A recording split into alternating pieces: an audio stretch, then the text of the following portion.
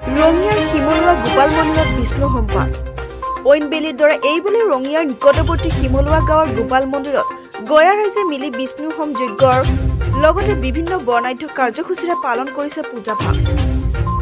উল্লেখযোগ্য যে প্ৰায় 100 বছৰ পূৰ্বে এই গাঁওখনৰ জ্যেষ্ঠসকলে মিলি গাঁওখনতে যাতে কোনো ধৰণৰ উপায় উমংগল সৃষ্টি নহয় তাৰ বাবে এই হোমপাঠ কৰি আহিছিলে আৰু তেতিয়াৰে পৰা গয়া ৰাইজে আজি পৰ্যন্ত এই যজ্ঞ ভাগ কৰি আহিছে। উক্ত কাৰ্যসূচীত গয়া ৰাইজে মিলি এক ধৰ্মীয় শোভাযাত্ৰাৰ লগতে ভাগৱত পাঠ নাগৰা নাম আদি পৰিৱেশন কৰে।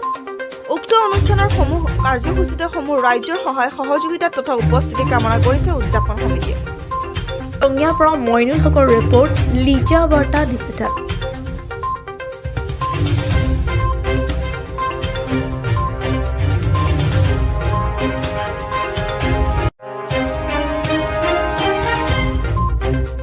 মন্দিৰৰ মাহাত্ম্য এটাই, ঐতিহ্যমণ্ডিত এই গোপাল গোসাঁইঘৰ হিচাপে আমাৰ চিহ্নিত আছিল। বৰ্তমান ৰাইজৰ প্ৰচেষ্টাত গোসাঁইঘৰৰ পৰা গোপাল মন্দিৰ হিচাপে বৰ্তমান পৰিগণিত হৈছে।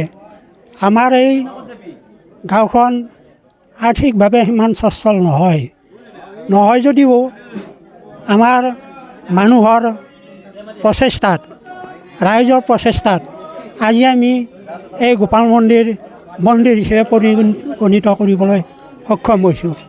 ইয়াৰ মাহাত্ম্য এটাই যে আমি যি মনৰ কামনাৰে ইয়াত আমি সেৱা জনাওঁ, এই মনৰ কামনা সিদ্ধি হয়। আৰু আমাৰ ইয়াত কোনো আমাৰ প্ৰাকৃতিক দুৰ্যোগে গোপাল মন্দিৰ থকালৈকে এতিয়ালৈ কোনো প্ৰাকৃতিক দুৰ্যোগে আমাক জুৰুলা কৰিব পৰা নাই।